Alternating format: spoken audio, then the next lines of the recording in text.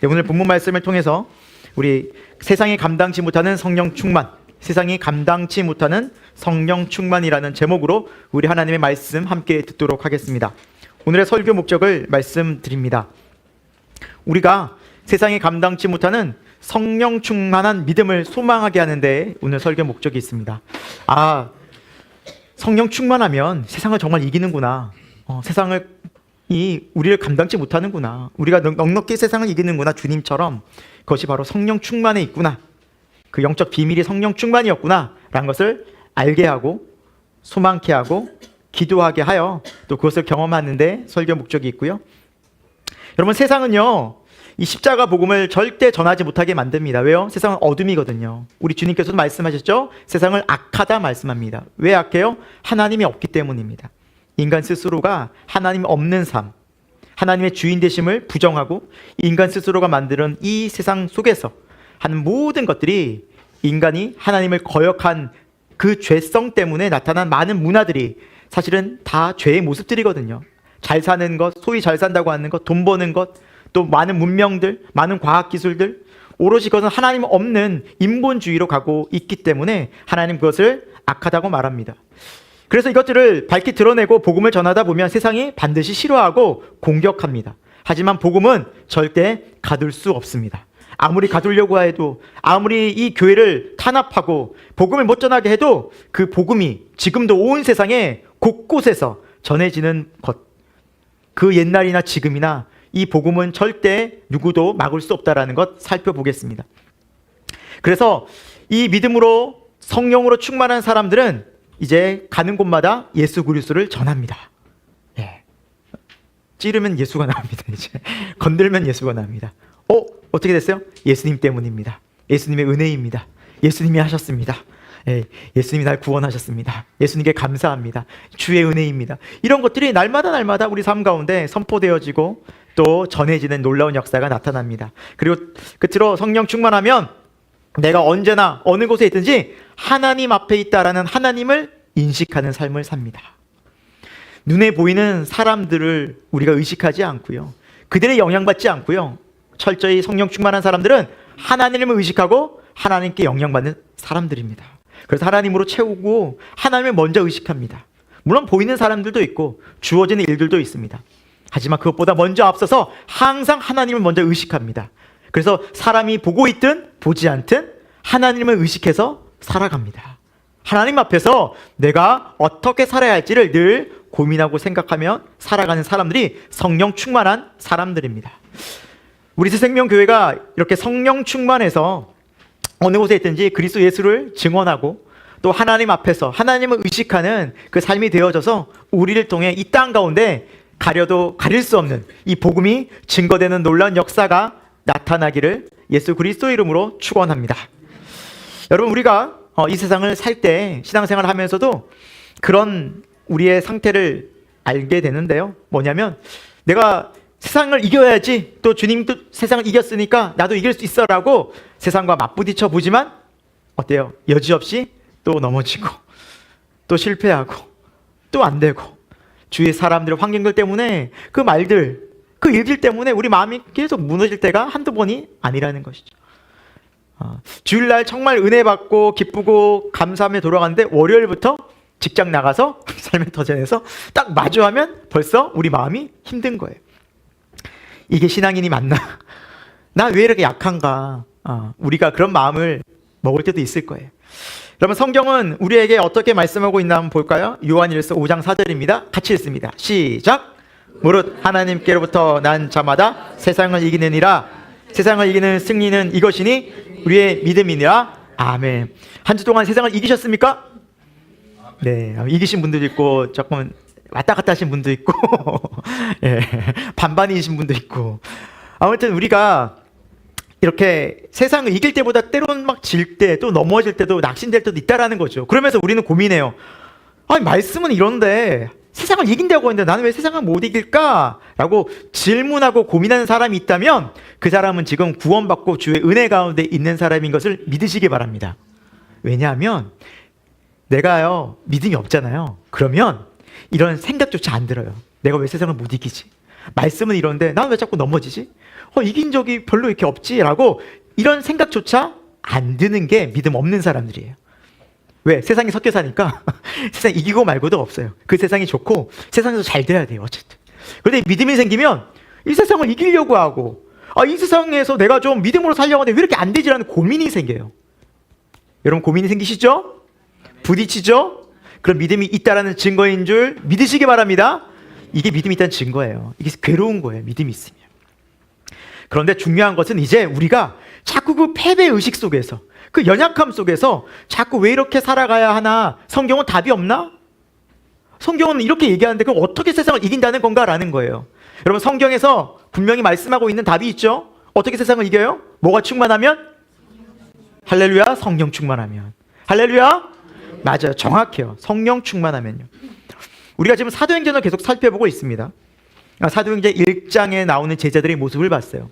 심지어 예수님의 부활의 모습을 보고, 그렇죠? 하나님 나라의 막 복음을 다시 40일 동안 들었음에도 불구하고 마지막 예수님이 승천하시려고 하자 예수님 바지가랑이 붙잡고 뭐라 얘기해요? 주여 이스라엘 나라를 회복하시면 언제입니까? 이때입니까? 제발 우리 좀 어떻게 좀 살게 좀 해주시고 가셔야지. 먹고 사는 문제 우리 좀 해결해 주세요라고 땅의 문제를 근심 걱정하면서 얘기했던 것이 제자들의 모습이었어요. 비단 그것뿐만 아니죠. 앞부분에서 제자들의 모습을 보면 자리 싸움을 해요. 내가 오른편에 앉을 거야. 내가 예수님 가까이에서 내가 한 자리 차지할 거야. 막 싸웁니다. 제자들끼리 싸웁니다. 서로 자리 다툼하는 거예요. 능력은 또 없었어요. 사람들이 병 고치고 뭐 귀신 들려 온 사람 오면 고치지도 못했어요. 능력도 없어요. 두렵고 예수님 십자가에서 죽으실 때는 뭐 두려워 벌벌 떨면서 다 도망가고. 여러분 이러한 능력 없고 어떻게 보면 무지하고 연약하고 아무 할 수 없는 일들이 정말 너무 많은 이 제자들이 언제 어떻게 이렇게 변화됐습니까? 사도행전 2장에 뭘 받고? 성령 충만을 받고. 이것이 정답입니다. 여러분. 성경에서 말씀하고 있는 정답입니다. 오늘 말씀을 통해서 그 부분을 살펴볼 거예요. 아 그렇구나. 성령 충만함 받을 때 그 사람이 세상을 이겼고 하나님의 놀라운 능력 가운데 교회가 세상을 이기는 권세 가운데 세상에서 그리스도를 전했구나. 여러분 우리 또한 마찬가지예요. 여러분 신앙은요 성령 충만하면서 내게 기쁨이 찾아오고 전도가 되어지고 하나님 나라의 열매들이 맺혀지기 시작합니다. 여러분이 능력이 없어서가 아니에요. 여러분이 뭔가 열심히 못해서가 아니에요. 예배를 잘 못 드려서가 아니에요. 단 하나예요. 성령 충만을 받지 않았기 때문이에요. 여러분 예수님 따라다니는 3년간의 그 제자 생활했던 제자들 얼마나 열심히 했는지 아십니까? 집 다 정리하고 부모님 뒤로 하고 직장 다 뒤로 하고 그리고 온전히 예수님을 따랐어요. 3년 동안 먹고 자고 예수님 곁에서 살았어요. 여러분 이거 보통 노력 아니에요. 없으면 없는 굶고 그냥 길에서 그냥 자고. 그들의 삶은 항상 불안했어요. 그런데 누가 옆에 계셨어요? 예수님 옆에 계시니까 포기하지 않고 예수님 따라다닌 거예요. 근데 그런 열심히 있던 제자들 아무 능력 없었어요. 아무것도 못했어요. 열심히 우리를 바꾸는 것이 아닙니다. 여러분 오해하지 마십시오. 내가 성경을 덜 읽었나? 기도 열심히 안 했나? 내가 좀 봉사를 좀 덜 했나? 아니에요. 딱 하나예요.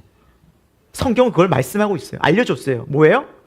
성령을 안 받은 거예요. 여러분 성령 충만을 경험하지 않은 거예요. 그러니까 사도행전 2장이 결정적으로 제자들이 바뀌어진 계기예요. 신앙생활을 오래 했다고 연수가 쌓인다고 여러분 믿음이 자라는 것이 아닙니다. 목사가 됐다고 해서 여러분 믿음이 막 그렇게 성장해서 열매 맺는 것이 아닙니다. 원인은 딱 하나입니다. 성령 충만을 받아야만 합니다. 그럼 어떻게 성령 충만을 받아요? 성경에 뭐라 말씀하고 있죠?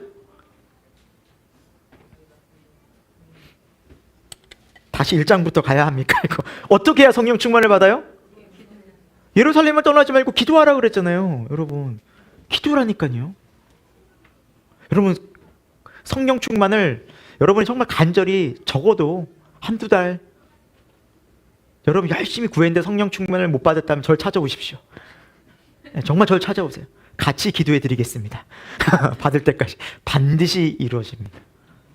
하나님의 약속은요 믿음으로 기도하는 자들에게 이루어지는 거예요. 제자들이 성령 충만 받기까지 며칠 기도했다고 성경에 나와 있죠? 7일이에요. 7일. 7일 간절히 기도했어요. 그걸 위해서 온 맘 다해요. 온 뜻 다해요. 열심으로 기도했어요. 부어주세요. 여러분, 우리가 기도하다 멈춰서 그래요. 관심이 없어서 그래요, 솔직히. 왜 신앙생활을 계속 지지부진하고 왜 세상에 계속 우리가 질까요? 그렇게 오래 다녔어도요, 딱 하나라니까요. 성령 충만을 받지 않은 거예요. 근데 성령 충만은요, 기도하면 주신대요. 너무 심플하지 않아요? 여러분, 이것이 신앙생활입니다. 오늘 저와 여러분에게 이 명확한 복음이, 이 놀라운 성령의 충만한 은혜가 깊이 각인되어져서 우리 교회에서 그런 성령 충만의 은혜가 나타나기를 소망합니다. 말씀으로 들어가 봅니다. 첫 번째, 복음은 세상에 가둘 수 없습니다. 십자가 복음은 세상이 절대 막을 수 없고 가둘 수 없고 멈출 수 없습니다. 자, 오늘 본문 말씀 같이 한번 읽어보겠습니다. 우리 1절부터 3절인데요. 같이 읽습니다. 시작! 사도들이 백성에게 말할 때 제사장들과 성전 맡은 자와 사두개인들이 이르러 예수 안에 있는 죽은 자의 부활이 있다고 백성을 가르치고 전함을 싫어하여 그들을 잡음에 날이 이미 저물었으므로 이튿날까지 가두었으나. 여러분, 우리가 앞부분에서 이 사도행전 이제 3장에서 어떤 일이 있었습니까? 성전 미문에서 안진뱅이 일어난 누구의 이름으로? 그렇죠. 나사렛 예수 그리스도 이름으로 일어나 걸으라. 선자가 일으키니까 놀라운 역사예요. 그래서 성전 안에서 기뻐 뛰며 하나님을 찬송하는 것을 수많은 사람이 본 거예요. 그리고 그 이후에 3장 다음에 보면은 이제 거기에서 베드로가 설교를 또 합니다. 우리의 능력이 아니다. 이 일으킨 사람은 바로 너희가 십자가에서 죽이고 3일 만에 다시 살아나신 나사렛 예수 그리스도의 이름으로, 그 권능으로, 권세로 일어난 것이다. 다시 예수께로 돌아와라. 그 예수 그리스도 메시아를 너희가 믿어야 한다라고 설교를 쫙 합니다. 그 내용 이후에 보니까 사람들이 계속해서 예수 믿겠다고 나오니까 이제 그 모습을 본 제사장들 그리고 또 사두개인들이 도저히 안 되겠는 거예요. 저대로 뒀다가는 이 분위기가 확 그냥 저들로 휩싸여서 이제 우리는 설 자리를 잃을 것 같은 거예요. 특히 여기 본문에 나오는 사두개인들은 누구냐면 이들은 레위 지파 출신의 제사장들이었습니다. 출신이 뭐예요? 레위 지파 제사장들이. 그러니까 여러분, 이 사람들은 하나님을 잘 섬기고 그 중심에서 하나님의 일을 하던 사람들이에요. 그런데 이 사람들은 친로마 세력으로서 세상 권력에 관심이 많았어요. 그리고 정치적인 사람들이었어요. 그리고 이들의 신앙관은 이랬어요. 성경에, 구약에 많은 성경들이 있지만 모세 오경만을 인정했어요. 그리고 부활, 천사를 인정하지 않았어요. 죽으면 끝난다는 거예요. 그러니까 이 땅에서의 현세가 중요하지 죽으면 우리 인생은 다 소멸된다는 거예요. 부활이 없다라는 거예요. 그런데 지금 예수님의 부활을 증거하는 제자들, 정말 부활하셨다고 그렇게 우리가 죽은 다음에 살아난다고 이야기하는 그 복음을 그들은 들으면서 자신들과 상충되니까 저지한 거예요. 잡아들인 거예요. 그리고 베드로와 요한을 꽁꽁 묶어버린 거예요. 왜요? 세상의 권력의 힘으로 위협해서 그들을 가두면 복음이 전해지지 않을 거라 생각했던 것이죠. 계속 복음이 전해졌다가는 부활, 예수 그리스도 그 십자가 때문에 자신들의 설 자리가 없어지는 거예요. 왜? 그들은 계속 기득권을 유지해야만 했어요. 세상 권력을 가지고, 부를 가지고, 힘을 가지고 떵떵거리며 살아야만 했어요. 그런데 난데없이 갑자기 나사렛 예수, 진짜 복음이 나타난 거예요. 그러니까 자신들이 설 자리를 잃어버린 거예요. 그러니까 이 세상과 복음이 충돌하기 시작했다는 겁니다. 하지만 그럼에도 불구하고 오늘 말씀은 분명히 말합니다. 말씀을 들은 자 중에 믿는 자가 많으니 남자의 수만, 20세 남자의 수만 5,000명이 되더라. 그러니까 수만 명이 믿기 시작한 거예요.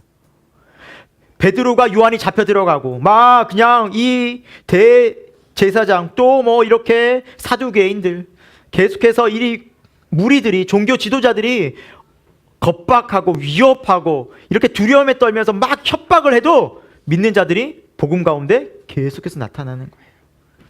사랑하는 여러분, 복음은요, 십자가는요, 가둬진다고 가둬지는 것이 아닙니다. 믿는 사람은요, 정말 믿는 사람은요, 아무리 가둬놔도 그 사람은 교회를, 성경을, 기도를 하게 됩니다. 막 가둘 수가 없어요. 진짜 믿으면. 여러분 진짜 믿음이요 교회 나오시라고 얘기하지 않습니다. 이 얘기는 할 필요가 없어요. 교회 나가지 않으면 내가 살 수 없기 때문에 나오는 거예요. 진짜 믿으면 내가 예배드리지 않고는 내 영혼이 숨조차 쉴 수 없어서 이 답답하고 하나님 없이는 살 수 없는 인생이라서 나오는 겁니다. 그것이 깨어있는 영혼입니다. 누가 나오라고 해서 나오는 것이 아닙니다. 믿음은요 내 안에 살아계신 성령으로 인해서, 생명력으로 인해서 그냥 어느 곳에 있어도 그렇게 하나님을 예배하고 하나님을 찾고 예수님을 전하는 것이 참된 믿음인 줄로 믿습니다. 이 믿음의 거룩한 생명의 빛이 예수 그리스도를 통해서 이제 증거된 거예요. 어둠 속에서 빛을 보잖아요. 그럼 그 빛을 따라갑니다. 정말 빛을 원하는 사람들이. 깜깜한 밤일수록 작은 빛이라도 밝게 빛나는 법입니다. 그러나 예수 그리스도는 이 어두운 세상을 밝히 드러내신 분입니다. 감출 수 없습니다. 숨길 수 없습니다. 그 빛이 이 땅 가운데 비춰졌습니다. 그러니까 그 빛을 본 사람들은 예수 그리스도 앞에 나오게 되어져 있습니다. 사랑하는 여러분, 여러분 빛을 보았습니까? 만났습니까? 여러분, 우리는 끝까지 빛을 따라 예수 그리스도를 따라 구원의 길로, 십자가의 길로 가는 믿음의 여러분 되길 축원드립니다. 1949년도 중국에서 이런 일이 있었어요. 중국 공산화 혁명을 하게 되었습니다. 이제 공산당이 그 나라를 지배하기 시작한 거죠. 그래서 공산당이 제일 싫어하는 게 기독교예요. 기독교의 가장 중요한 기조 두 개가 뭐냐면 자유와 평등이기 때문이에요. 무조건 탄압을 하기 시작한 거예요. 그래서 마오쩌둥의 공산당은 첫 번째 선교사들을 추방했어요. 교회 문을 닫게 했어요. 그래서 기독교를 철저히 핍박했어요. 그래서 국가가 통제하고 국가가 관리하는 삼자교회라는 그 교회만 인정했어요. 그러니까 국가가 그래도 명목상 교회는 인정한다. 그런데 우리 통제받아야 된다. 그래서 삼자교회만 인정하고 나머지 교회들은 다 핍박했어요. 왜 그럴까요? 국가가 알아서 하겠다는 거예요. 그 종교를 컨트롤하겠다는 거죠. 네. 우리 국가 밑에 종교를, 기독교를 두겠다는 거죠. 그래서 형식상, 명목상의 기독교를 두었습니다. 이것은 참된 기독교가 아니겠죠. 참된 기독교는 누구의 권위 아래 있습니까? 하나님, 예수 그리스도의 권위 아래 있는데 국가의 권위 아래 있지 않거든. 공산당의 권위 아래 있지 않고. 그러니까 부딪힌 거예요. 열렬히 막 이게 계속 충돌이 일어나서 뭐 기독교인들이 그렇다고 해서 뭐 총칼 들고 막 전쟁하겠습니까? 아니죠. 당하는 거예요, 또. 네. 예수님 말씀하셨죠. 오른뺨을 떼면 내리면 왼뺨을 들어. 네. 그러니까 당하는 거예요. 세상 사람들은 바보 같았죠. 어리석었죠. 그래서 끝까지 계속해서 이렇게 그 교회가 뭐 계속해서 저항하니까, 저항이 어떤 저항이냐면 이제 믿음으로 저항하니까, 계속해서 복음으로 계속해서 복음을 전하니까 안 되겠다 해서 1966년에서 약 10년간 문화대혁명 때는 아예 성경 자체를 태워버렸어요. 중국에 있는 성경이라는 성경 다 태워버렸어요. 이게 문제였구만. 이걸 태우니까 이제 사람들이 이제 성경을 못 보니까 믿음이 안 자라겠지 하고 성경 다 불태우고 교회를 태워버리고 기독교는 더 박해를 가했어요. 그러니까 이제 지하로 들어간 거예요. 가정에서 몰래 숨어서 예배드리기 시작했어요. 그것이 1960년대, 70년대예요. 그러다가 1978년도에 덩샤오핑의 개혁 개방이 있었어요. 이 문화가 점점 이렇게 우리도 개혁해야 된다, 개방해야 된다. 이 문화 속에서 이제 하나둘 교회가 밖으로 나오기 시작했어요. 그리고 1980년대에 이제 밖으로 이제 교회들이 세워지니까 야, 이제 기독교가 이렇게 많았어? 우리 교인 수 세워볼까 하는데 교인 수가 1억 명이었어요. 1950년도에 100만 명이었어요. 기독교 수가. 30년 만에 1억 명이 됐어요. 어떤 상황에서요? 탄압하고 죽이고 교회를 불태우고 성경을 불태웠지만 뭘 태울 수는 없었어요? 복음은 태울 수 없었어요. 십자가, 그들의 마음 속에 있는 하나님 나라는 태울 수가 없는 거예요. 하나님의 나라는 누룩과 같아요, 여러분. 그 하나님의 나라는 전해지는 거예요. 막을 수가 없어요. 여러분, 이러한 현상은 우리나라 초기 기독교에도 있었죠. 선교사님들이 왔죠. 어떻게 했어요? 당시 쇄국 정책을 쳤잖아요. 오면 다 죽여버리는 거예요. 목배 그냥 참수형을 해버리는 거예요. 다 그냥 죽이고 씨를 말려버리는 거예요. 하지만 그들이 그렇게 아무리 했어도 복음은 어떻게 됐어요? 살아서 계속 전해지는. 그 순교자들의 피 위에 계속해서 교회가 세워지는 거예요. 그래서 이 한국이 어떤 나라가 됐어요? 세계에서 선교사들을 두 번째로 많이 보내는 나라가 됐어요. 여러분, 복음 막을 수 없어요. 할렐루야. 하나님의 열심은 누구도 막을 수 없어요. 저와 여러분의 마음 가운데 예수 그리스도가 함께하는 이 하나님 나라는 세상 그 무엇도 막을 수 없는 거예요. 여러분 그래서 믿으세요. 여러분의 가정, 여러분 때문에 구원 받습니다. 할렐루야. 주 예수 그리스도를 믿으라. 그리하면 너와 내 집이 구원을 얻으리라. 할렐루야. 믿으셔야 돼요. 나 때문에 구원 받는 거예요. 믿는 사람 한 사람 때문에 구원의 역사가 일어납니다. 그 은혜의 증거들이 우리 교회도 나타나고 있습니다. 아멘이죠? 네, 나타나고 있습니다. 실제로 나타나고 있죠. 네. 하나님이 저와 여러분을 통해서 이렇게 놀라운 일들을 할 수 있는 것은 단 하나예요. 우리 안에 누가 충만할 때? 성령이 충만할 때. 그 성령의 권능으로 말미암아 이 복음이 이 능력 있게 이 세상을 이기게 되는 줄로 믿습니다. 두 번째로 성령이 충만한 사람들, 교회는요 그리스도 예수를 증언합니다. 그리스도 예수를 드러내요. 반드시 이 현상이 나타납니다. 성령 충만은 예수 충만과 같은 말이에요. 다르지 않아요. 성령이 충만한 사람은 예수로 충만해요. 예수님 이야기가 너무 좋고요. 그 복음이 너무나 항상 그 십자가의 복음이 너무너무 자신들에게 기쁨이고 또 늘 은혜고 찬송의 이유가 돼요. 그리고 이걸 또 전하고 싶어져요. 주님이 막 좋아서. 자, 우리 말씀 한번 볼까요? 5, 6, 7절 말씀 같이 읽습니다. 시작! 이튿날 관리들과 장로들과 서기관들이 예루살렘에 모였는데 대제사장 안나스와 가야바와 요한과 알렉산더와 및 대제사장의 문중이 다 참여하여 사도들을 가운데 세우고 묻되 너희가 무슨 권세와 누구의 이름으로 이 일을 행하느냐라고 말하고 있어요. 이제 첫째 날 가뒀다가 이제 너무 늦으니까 다음 날 막 그냥 종교 지도 최고의 관리들이 다 모여가지고 이제 탁 위압감을 딱 주는 거예요. 최고의 권력 지도자들이. 그래가지고 그냥 베드로와 요한을 딱 둘러싸는 거죠. 이렇게 딱. 그러면 얘 말해, 너희가 뭔 권세로 이래? 뭔 권세로? 마치 사자떼가 먹이 잡아 먹듯이 그냥 탁 으르렁거리면서 베드로와 요한을 위협합니다. 여러분 우리도 그쵸? 우리도 약간 뭐 이런 위협까지는 아니더라도 우리도 약간 고위 관료나 뭐 직장생활 하시는 분들이나 이런 분 보면은 위에서 계급 높으신 분 오면 왠지 이렇게 숙연해지지 않습니까? 별거 아닌데도. 예, 군대에서는 특히나 더 그래요. 사단장님 모신다 그래서 군대가 난리도 아닙니다. 그냥 탁 조직에서 예, 별거 아닌데도 그냥 그렇게 힘이 있어요. 세상 권세가. 그러니까 세상 권세가 별거 아닌 것 같지만 그냥 그렇게 탁 이 사람들 둘러싸이잖아요. 왠지 위축돼요. 왠지 뭐 잘못 안 했는데도 왠지 이렇게 좀 겸손해집니다. 여러분 운전하실 때 있잖아요. 옆에 경찰차 한 대만 있어도 내가 뭐 잘못한 거 없나? 그러지 않아요? 그렇죠. 별거 아닌데도 경찰차 한 대만 서도 왠지 나의 몸을 이렇게 보면서 예, 뭔가 이제 주의를 선 안 넘었나? 이러면서 내가 살펴보게 되어져 있어요. 경계하게 되죠. 살펴보게 되죠. 위압감이 있어요, 여러분. 그리고 나를 딴 것보다 나를 공격하려는 그 사람들이라면 더 위압감이 당연히 느껴져요. 당연히. 그거를 이 사람들은 노린 거예요. 이 권력층들은, 이 종교 지도자들은 힘을 가지고 너 뭔데 뭔 힘을 누군 권세로 이런 거야. 지금 우리가 권세 있는 자들인데 우리 허락도 없이 지금 뭐 하고 있는 거야. 이제 딱 이 마음으로 얘기하는 거예요. 여러분 이건 지금 두 가지 권세가 부딪힌 거죠. 세상의 권세와 베드로와 요한에게 있던 하나님의 권세입니다. 복음의 권세. 다 부딪혔어요. 뭐가 이겨요?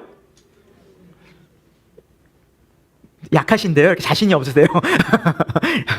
맞아요. 하나님의 권세가 이겨요. 근데 왜 우린 자꾸 약하냐고요. 세상에서. 내 안에 누구 계시는데요? 맞아요. 성령 계세요. 우린 왜 약하냐고요. 세상 사람들 앞에서. 소위 왜 쫄아요. 우리가 뭐 때문에. 잘못도 안 했는데. 그들이 아무리 뭐라 그래도. 그쵸? 그래서 다윗이 그 소년 다윗 10대였지만 하나님으로 충만한 여호와로 충만한 10대 다윗은 골리앗 앞에서 어떻게 섭니까?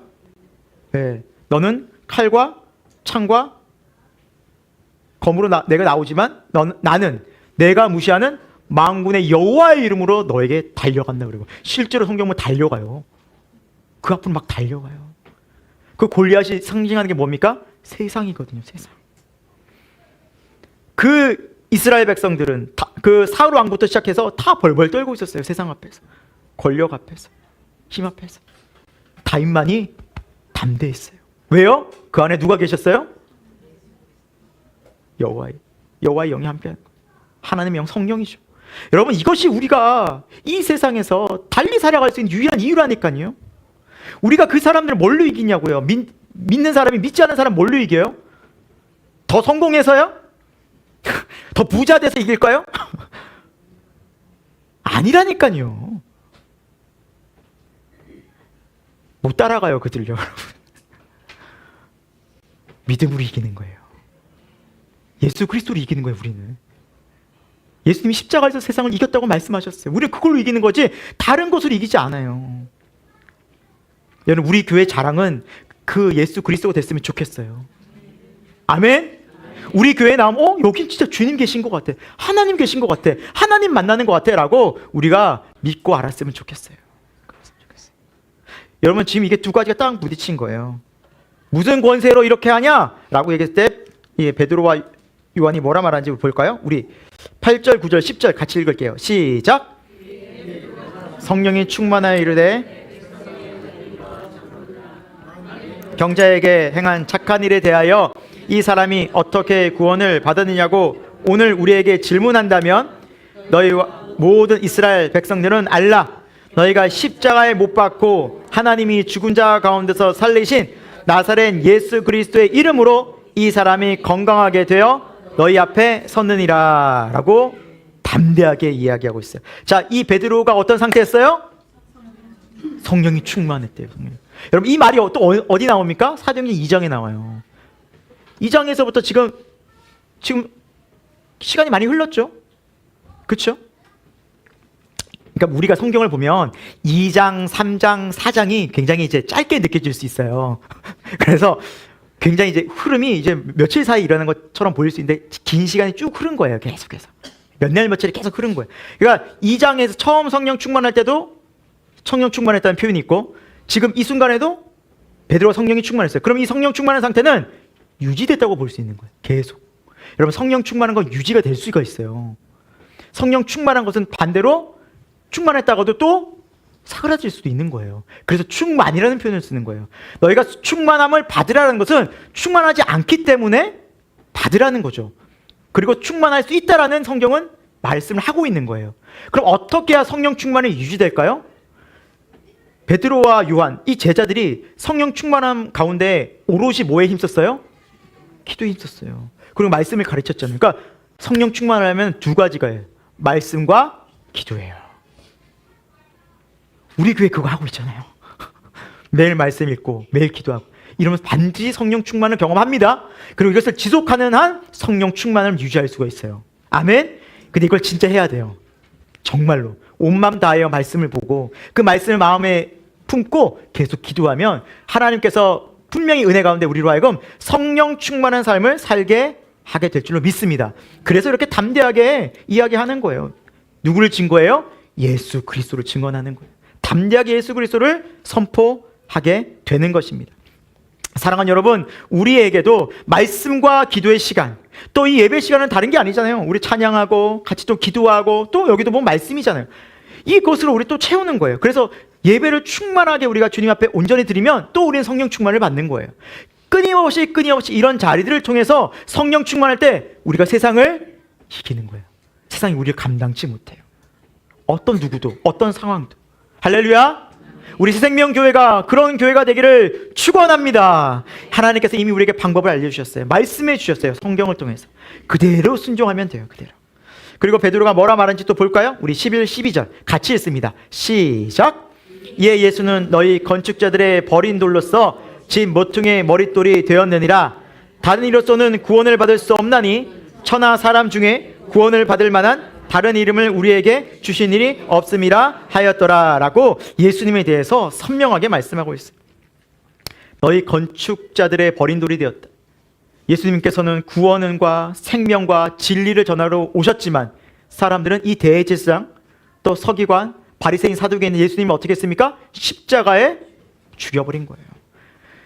저 예수가 계속해서 저 불편한 진실을 얘기하니까 아예 그냥 죽여버리자. 작당무의를 해서 로마의 힘을 빌어서 죽여버린 거예요. 버린 돌처럼 만들어버린 거예요. 예수님 그런 분도 아닌데. 그러면 세상 방법대로라면 그대로 가서 그냥 엎어져 있어야 돼요. 죽어 있어야 돼요. 무덤에 갇혀 있어야 돼요. 근데 그렇게 될 수 있어요? 없어요? 없는 거예요. 하나님은 가둘 수가 없는 거죠. 그래서 3일 만에 부활하셔서 하나님의 십자가 복음을 완전히 이루시고 우리에게 구원, 하나님 나라를 다시 선포하신 거예요. 여러분, 이것이 복음입니다. 그래서 머릿돌이 되셨어요. 구원의 머릿돌이 되신 거예요. 이제 예수 그리스도를 통해서 이제 우리는 구원을 얻고 부활의 영광스러움을 소망하는 부활의 첫 열매가 예수님이 되신 거예요. 예수님 통해서 뭘 알게 돼요? 구원과 부활을 믿게 되는 거예요. 십자가 사건을, 이거를 통해서 우리가 믿음을 확증하게 되는 것이 바로 이 십자가 부활 사건입니다. 사랑하는 여러분, 여러분 교회 오래 다니고 신앙생활 많이 하고 많이 봉사하는데 왜 내가 예수님에 대해서 확증이 없을까? 딱 하나예요. 성령의 충만함을 입지 않았기 때문이에요. 성령이 충만히 임하시잖아요. 이게 선명해져요. 와, 예수님이 나를 위해서 십자가를 지었고 나를 구원하셨구나. 나 이 모든 죄와 사망에서 자유하구나. 다른 이름이 아니구나. 오직 예수구나. 예수님뿐이야. 내 일생을, 내 삶을 모두 다 드려도 아깝지 않을 그분이 바로 예수 그리스도구나. 주님 위해 살아야겠구나. 이 마음이 듭니다. 여러분, 우리 교회가 이러한 교회가 됐으면 좋겠어요. 이제 우리가 이 세상에서 더 이상 예수 그리스도를 통해서 잊고 어둠 가운데 방황하지 않았으면 좋겠습니다. 세상 가운데 방황할 필요가 없어요. 다시 세상으로 돌아갈 필요가 없어요.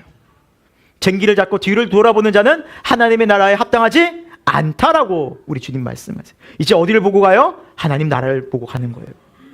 하나님 나라 영광을 보고 사는 거예요. 내 시간, 내 건강, 내 모든 것을 주님 외에 드리는 거예요. 가장 존귀한 인생이기 때문이죠. 이렇게 너무너무 예수님에 대해서 선명하고 명확하게 이제 얘기를 딱 해버리니까 이 사람들이 놀라는 거예요.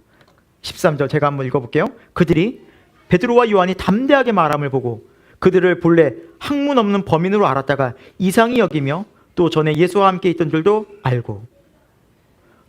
아니, 이 사람들이 뭐 배웠어? 좀 아는 사람이 지식이 있어? 말을 왜 이렇게 잘하고 너무나 이렇게 설득력 있고 너무나 이렇게 강력하지? 라고 깜짝 놀라는 거예요. 여기서 보면 학문 없는 범인으로 알았다라는 의미는요, 당시 유대 사회는요 랍비들이 있었어요. 랍비들. 그러니까 유대 랍비들에게서 사람들이 배웠죠. 그 외에는 배울 길이 없어요, 말씀을. 근데 베드로와 요한이 만약에 랍비들한테 배웠다면 랍비들로부터 이야기를 듣거든요. 근데 아무도 랍비들이 몰라요. 아무도 몰라요, 이 사람들은. 그러나 베드로와 요한은 누구 밑에 있었어요? 진리와 생명 대신 예수 그리스도 밑에 있었어요. 복음을 바로 전수받은 거예요. 그러니까 감당이 안 되는 거예요. 거기에 성령까지 부어졌어요? 이건 뭐 감당이 안 되죠. 그들이 감당할 수 있는 사람들이 아닌 거죠. 그들이 어떻게 할 수 없어요. 그들의 권력과 그들의 힘과 그들이 갖고 있던 얄팍한 세상적인 지식으로 베드로와 요한을 다룰 수가 없는 거예요. 통제가 안 되는 거예요. 여러분, 믿음의 사람은 세상이 통제할 수 없어요. 우린 누구로부터만 통제받아요? 예수 그리스도. 우리 예수 그리스도의 명령을 따라가요. 이 믿음이 생겨요. 담대해져요. 세상 사람들이 우리를 어떻게 못해요, 여러분. 제가 여러 차례 여러분들 앞에 얘기했잖아요. 제가 우리 개척 시작하기 전에 바로 H교회에서 H교회에서 이제 사역을 할 때 그 담임 목사님이 이제 같은 명성교회 제가 출신이라고 저를 굉장히 이뻐했어요. 초반에 굉장히 기대를 했어요. 그래서 자기 사람이 될 줄 알았나 봐요. 저는 누군가의 밑에서 일하지 않습니다. 저는 하나님을 위해서 일합니다. 그걸 몰랐던 거죠. 네, 그런 저를 몰랐고 기대가 있었죠. 근데 그 기대에 부응하지 못하자 바로 실망을 해버리는 거예요. 네, 그러면서 노골적으로 저를 비난했죠. 교육자들 한 10몇 명 모이는 회의에서 저 김민호 목사를 보라고. 저런 얼굴로 목회 못한다고. 저런 모습으로 목회 못한다고. 네, 공개적으로 비난을 했죠. 네. 여러분은 목회 잘 못하는 교회 오고 계십니다, 지금. 네. 그러나 저는 신경 쓰지 않았죠. 개의치 않았죠. 왜요? 저는 사람의 말에 좌지우지되지 않아요. 그 사람이 제 인생 책임지지 않아요. 제 인생을 하나님이 책임지신다는 확신이 있었어요. 그래서 거기서 버텼어요. 그러니까 또 얘기하는 거예요. 와, 2번 들었어요. 2번. 그러니까 자기 앞에 굴복하지 않는다는 거예요. 세상이 그래요, 여러분. 괜찮아요. 우리가 하나님만 바라보고 담대히 나가는 그 모습 세상 사람들이 좋아할까요? 안 좋아할까요?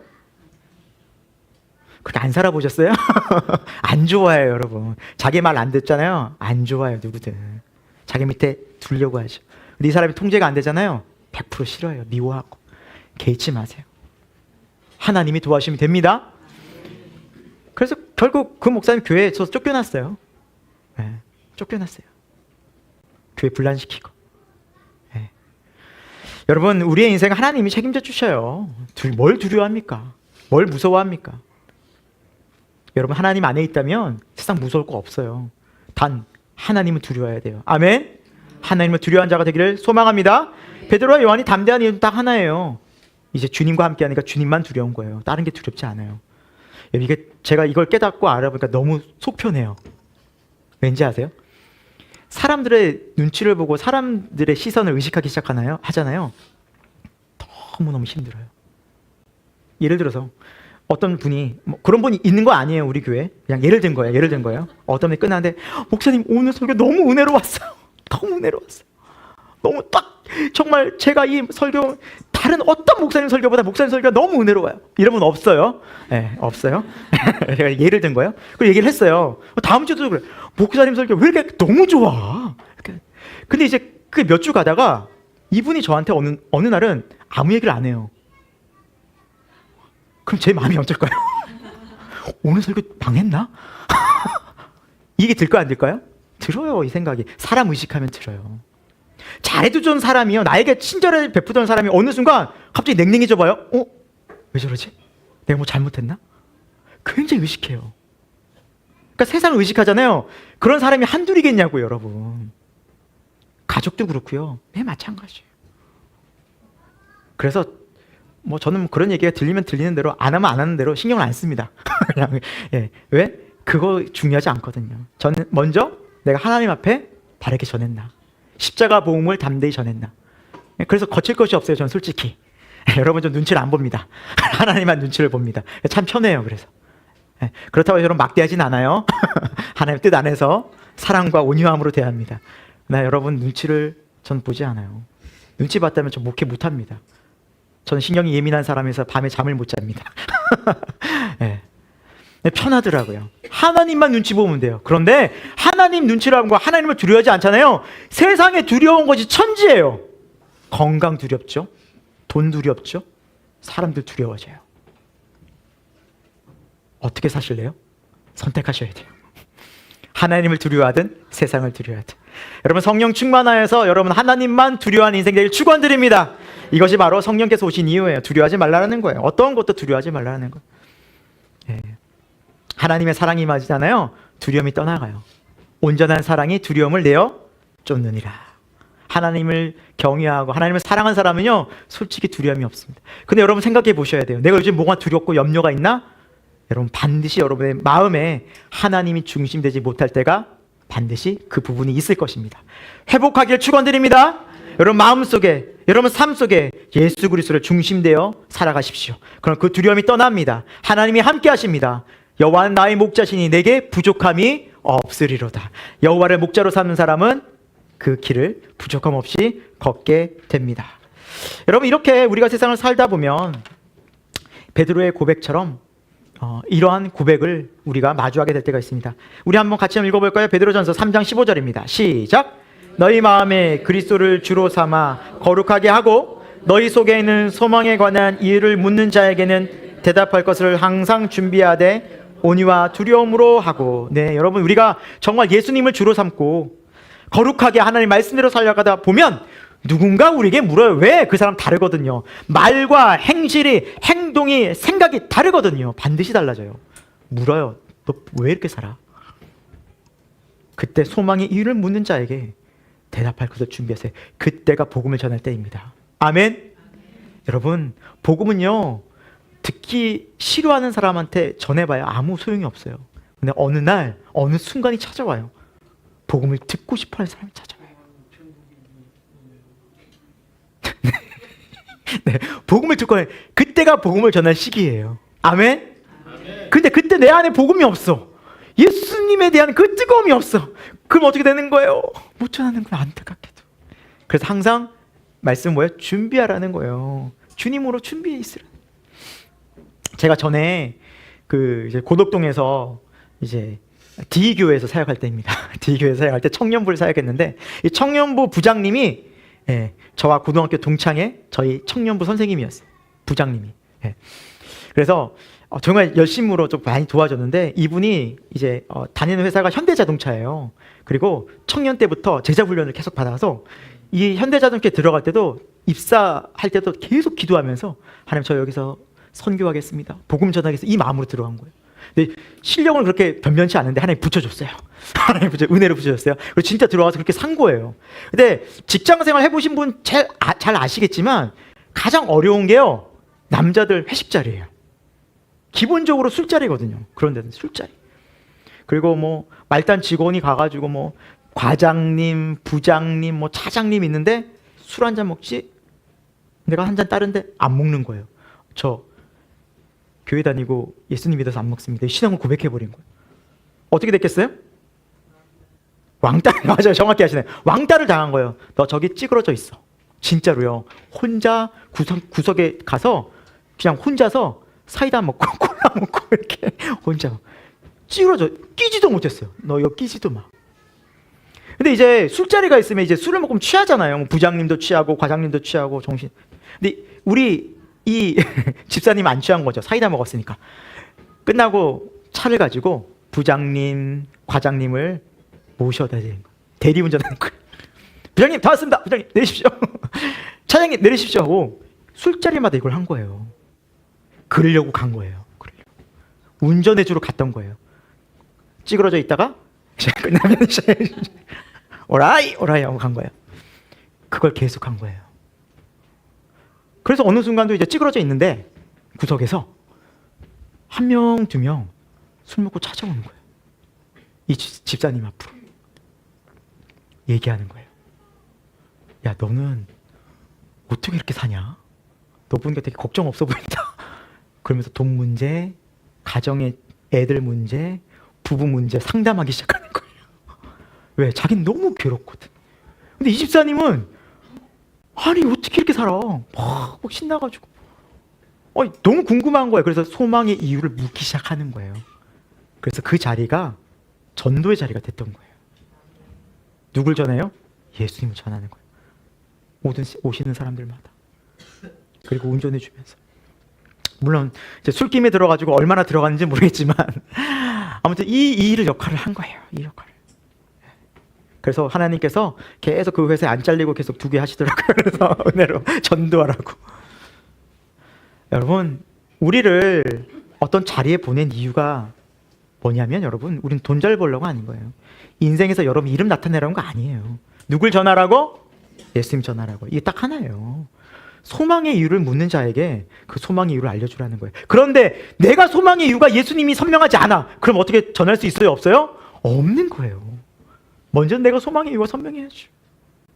우리 생명교회 교우 여러분들의 마음에 소망의 이유가 성령 충만하여 정말 예수님 맞구나. 이것이 가득 넘치기를 축원드립니다. 전도가 됩니다. 반드시 전도가 일어납니다. 그래서 여러분 찾아오시는 분에게 그때를 놓치지 말고 예수님을 반드시 전하여 우리 주님 나라 하나님 안에서 함께 기뻐하고 함께 예배하는 하나님의 백성 되기를 축원드립니다. 세 번째로 성령이 충만한 사람은 하나님 앞에서 살아가는 인생으로 늘 삶을 겸비하며 살아가요. 하나님을 신경 쓰며 의식하며 살아가요.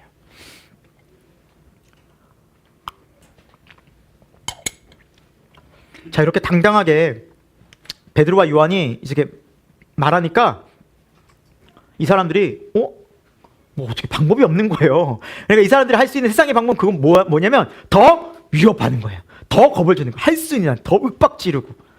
그것이 이들이 할 수 있는 거예요. 그래서 더 위협하고 말하지도 못하게 하고 막 경고하고 막 가르치지도 말게 하는 거예요. 예수님 이름으로. 그렇게 얘기를 했어요. 여러분, 될 거야 안 될까요? 안 되는 거예요. 안 돼. 세상이 정말 감당할 수 없는데 이들은 그것도 모르는 거예요. 그냥 끝까지 한번 악의 악을 쓰는 거예요. 그때 베드로와 요한이 뭐라 대답한지 볼까요? 같이 읽습니다. 시작! 베드로와 요한이 대답하여 이르되 하나님 앞에서 너의 말을 듣는 것이 하나님의 말씀을 듣는 것보다 옳은가 판단하라. 우리는 보고 들은 것을 말하지 아니할 수 없다 하니. 아멘.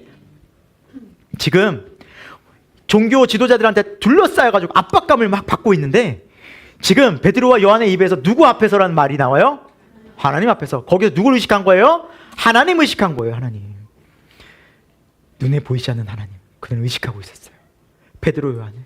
여러분, 그런데 뜻하지 않게 이날 갑자기 막 성령이 갑자기 임하셔가지고 하나님 의식해야지, 너 하나님 의식해야지 여기 살아, 그랬을까요?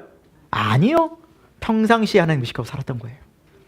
그래서 그날도 별반 다른 바 없이 하나님 의식한 말을 한 거예요. 여러분, 우리의 신앙은 평소의 삶이 이어지는 겁니다. 평소에 우리가 하나님 앞에서 살던 신앙이 이어지는 거예요. 내일도 모레도. 우리가 주일날 정말 뜨겁게 하나님 사랑하고 하나님 예배하고 말씀 붙잡고 우리가 여기에서만 이렇게 하나님 의식하고 살아간다면 우리는 정말 하나님의 기쁨은 될 수 없습니다. 일상에서 하나님 앞에서 살아갈 수 있도록 우리가 그것을 신경 써야만 합니다. 그것이 진짜 참된 성도이기 때문입니다.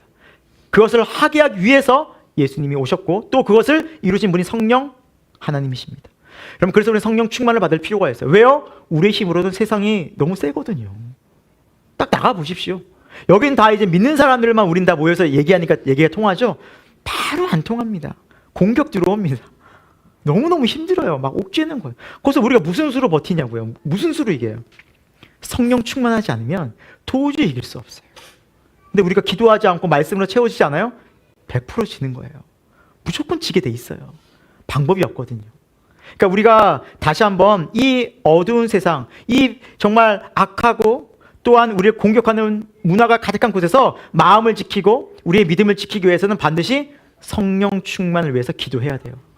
여러분, 정말 여러분 부탁하고 싶어요. 아침 시간에 일어나서 뭐 하세요? 짧은 시간 먼저 기도하셔요. 하나님 의지하셔요. 말씀 묵상하시면서 정말 기도하세요. 하나님 도와달라고.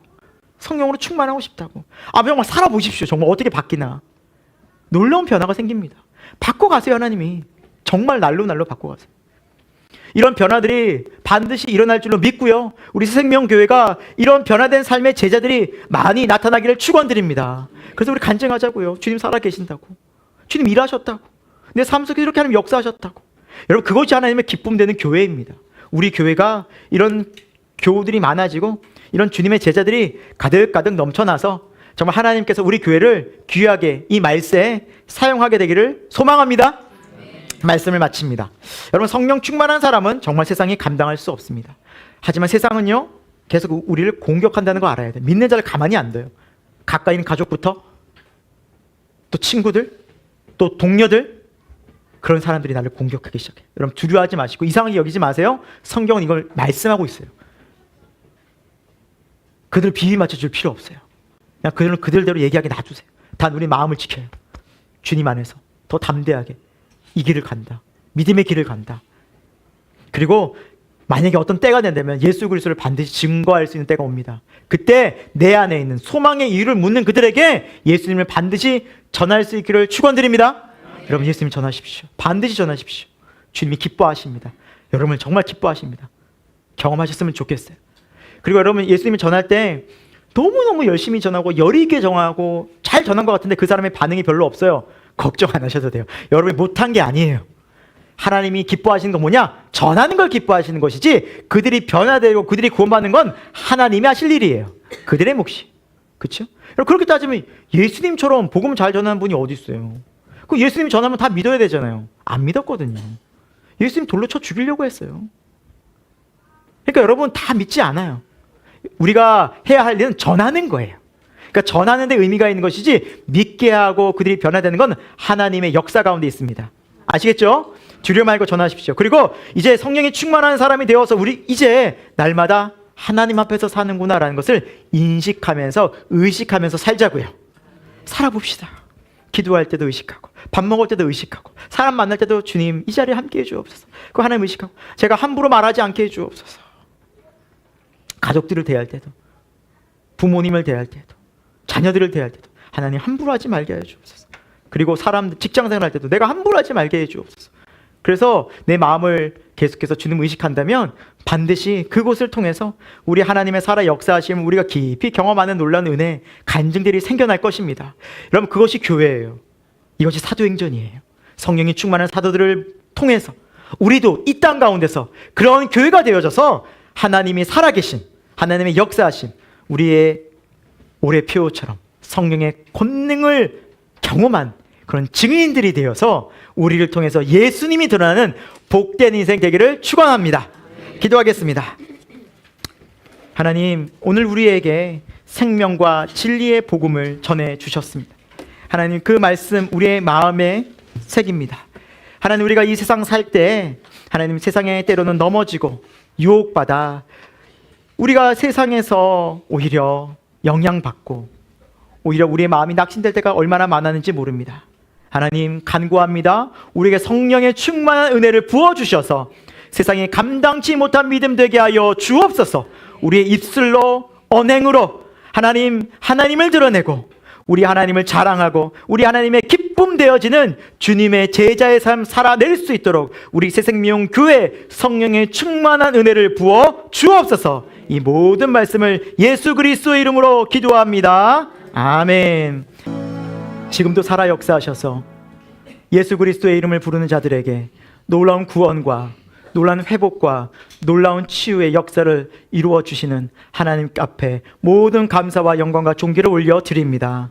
하나님, 우리가 그 이름의 권세를 의지하여 날마다 기도하는 믿음의 사람 되게 하여 주옵소서. 성령으로 충만하여져서 어떤 상황 가운데 있든지 우리가 하나님을 더 의식하고 하나님 앞에서 말하고 생각하고 행동한다는 그 믿음으로 살아내는 담대한 신앙 되게 하여 주옵소서. 하나님, 세상을 두려워하는 것이 아니라 하나님을 두려워하는 인생 되게 하여 주옵소서. 그래서 어느 곳에 있든지 우리 주님을 드러내고 주님을 자랑하고 주님을 높이며 우리 주님을 나타내는 복된 인생, 주님의 제자의 삶 되는 새생명교회 되기를 원합니다. 우리 각자에게 성령의 은혜를 충만히 부어 주옵소서. 하나님, 오늘도 교회 나오면서 여러 가지 지치고 상한 마음, 또 답답하고 또 제 가운데 있는 마음들, 또 두려운 마음을 갖고 왔겠지만 하나님, 이 예배 시간을 통해서, 기도의 시간을 통해서, 주의 말씀을 통해서 성령께서 위로하시고 회복시켜 주옵소서. 그래서 하나님, 그 담대한 믿음을 가지고 주와 함께 날마다 동행하는 그러한 놀라운 우리의 매일매일이 될 수 있도록 성령께서 역사하여 주옵소서.